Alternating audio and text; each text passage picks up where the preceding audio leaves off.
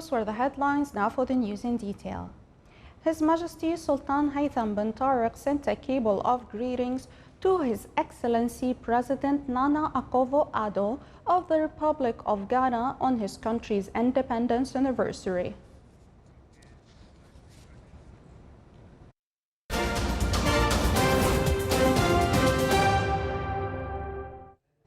The Consulate General of the Sultanate of Oman in Australia confirmed that all Omani citizens and students residing in New Zealand are fine, as the island nation faced a series of earthquakes. The consulate said in a statement that it would like to reassure everyone that all Omani nationals and students on scholarships in New Zealand universities are fine after a series of earthquakes that hit the far north of New Zealand. The consulate calls on all citizens and students on scholarships in New Zealand to take precautions and avoid the beaches and all coastal places, especially near the city of Auckland, and to follow all the instructions issued by the concerned authorities. A powerful series of undersea quakes struck northeast of New Zealand today, but tsunami waves that forced many people on the country's North Island to flee to high ground passed without causing substantial damage. Officials had warned that waves could reach 3 meters above high tide levels after the quakes, the strongest a magnitude 8.1, but the threat had passed by the afternoon. Earlier today, workers, students, and residents in areas like Northland and Bay of Plenty on the northern coast near Auckland fled beachside towns for higher ground after the 3 quakes striking in an 8-hour period triggered blaring tsunami sirens and warnings to evacuate via text messages. An emergency alert was issued for coastal areas around the South Pacific country of 5 million people, with people to stay away from the water's edge. A decade ago, a magnitude 6.3 quake killed 185 people in the South Island city of Christchurch. Oman oil recorded an increase by $3.37 to arrive at $66.41 per barrel, a record high since 1.5 years as the global demand for oil has significantly increased. International oil prices also increased by 5% to reach $67.77 per barrel after OPEC Plus decision to maintain the current oil production until the end of April. The OPEC Plus decision has improved the U.S. crude oil price by $1 to arrive at $64.87 per barrel. OPEC made a decision last year to lower the production in March as the majority of industrial sectors were impacted by the pandemic. The overall production last year reached 9,700,000 barrels per day. OPEC also decided this month to lower the daily oil production even further to 7 million barrels.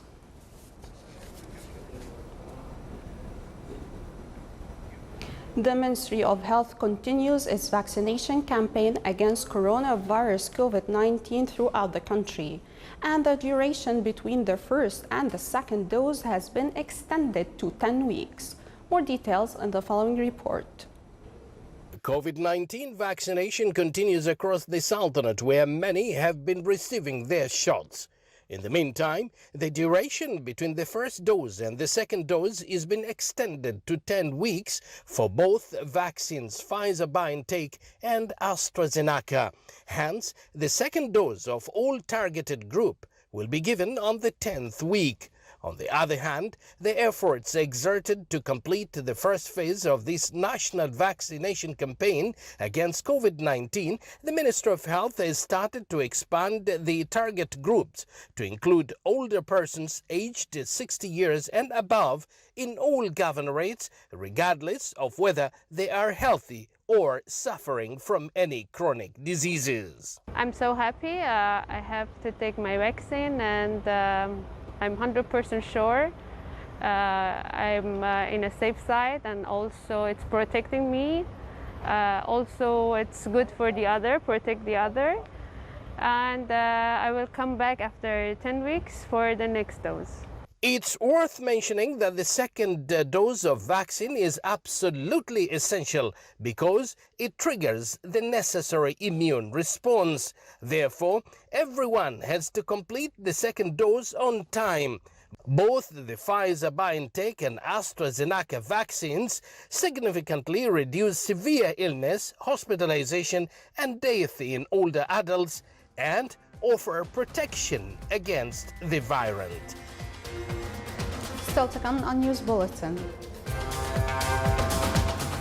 A zero-waste restaurant in Morocco keeps customers happy for the efforts of the owner in preserving the environment.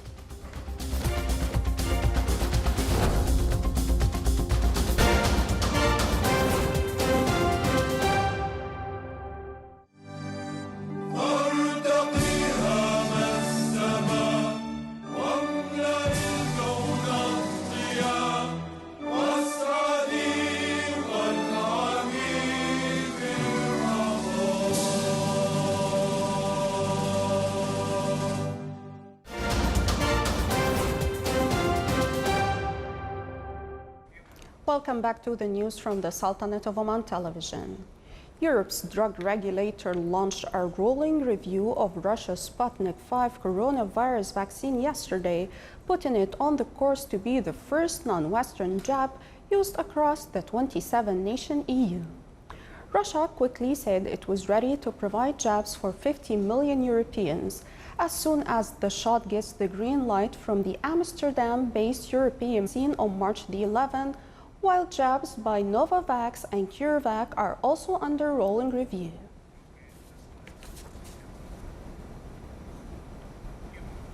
German Health Minister Jens Spahn said today that drug manufacturers must honor vaccine supply contracts to Europe, but said Germany had not yet had any reason to stop shipments of the shots produced domestically to other countries. Spahn told a weekly news conference he had not yet been able to speak to his Italian counterpart about a decision by Italy to block a shipment of AstraZeneca coronavirus vaccine to Australia. The president of Robert Koch Institute for Infectious Diseases, Luther Weiler, warned at the same news conference that there was currently a shift in the spread of the virus. Weiler urged Germans to get vaccinated and said all vaccines approved in Germany were safe and efficient. The number of confirmed coronavirus cases in Germany increased by 10,580 to almost 2.5 million. The reported death toll rose by 264 to 71,504. Japan's Prime Minister Yoshihide Suga announced today that the government was extended a state of emergency in Tokyo region for another 2 weeks due to COVID-19 patients straining medical services. At a government coronavirus task force meeting, Suga said that the emergency state will be extended through to March the 21st for Tokyo and 3 neighboring prefectures, where the ongoing measures was to end on Sunday. He said medical systems in the region were still burdened with COVID-19 patients and more hospital beds have to be freed. Japan has never had a mandatory lockdown but has managed to keep infections relatively low with social distancing and other voluntary measures. Tokyo today reported 301 new cases, up from 278 the day before, raising its total to 112,925. Nationwide, Japan reported more than 436,000 cases and about 8,000 deaths as of yesterday. New Zealand's Prime Minister Jacinda Ardern said the government will on Sunday lift a lockdown in the country's largest city of Auckland, which was prompted by just 1 new case of the coronavirus. Ardern imposed a 7-day lockdown on the city of 2 million last Saturday, continuing its go hard, go early response throughout the coronavirus crisis. 2 more locally transmitted cases were subsequently reported, but no new cases have been reported in the last 5 days. Ardern's approach has been credited with making New Zealand one of the most successful countries in the world at controlling the spread of the coronavirus, but the latest shutdown has been criticized by some on social media as several sporting and cultural events have been called off. New Zealand has reported just over 2,000 cases of the coronavirus and 26 deaths since the start of the pandemic.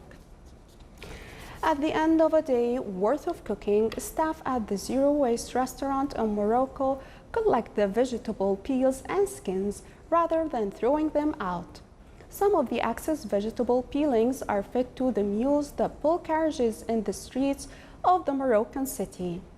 The owner of the Heli Campana Zero Waste restaurant, Malik Sahrawi, wants to serve customers organic dishes while contributing to protecting the environment. Every day, he brings a basket of organic fruit and vegetables from his farm, which is located some 30 kilometers outside the city. Excess vegetable peels are collected and sent back to his organic farm to make compost. To minimize the amount of waste that is produced at the seaside restaurant, Sahrawi is very selective about what he brings into the kitchen. No plastic is allowed at the restaurant and no trash is taken out. Sahrawi said customers enjoy their dishes, but they are more impressed with the concept behind the restaurant.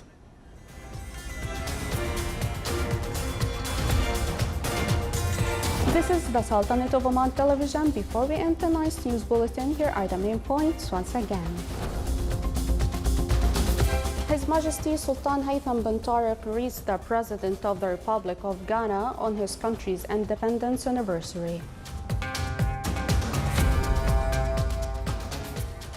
The Consulate General of the Sultanate of Oman in Australia confirms that all Omani citizens and students residing in New Zealand are fine.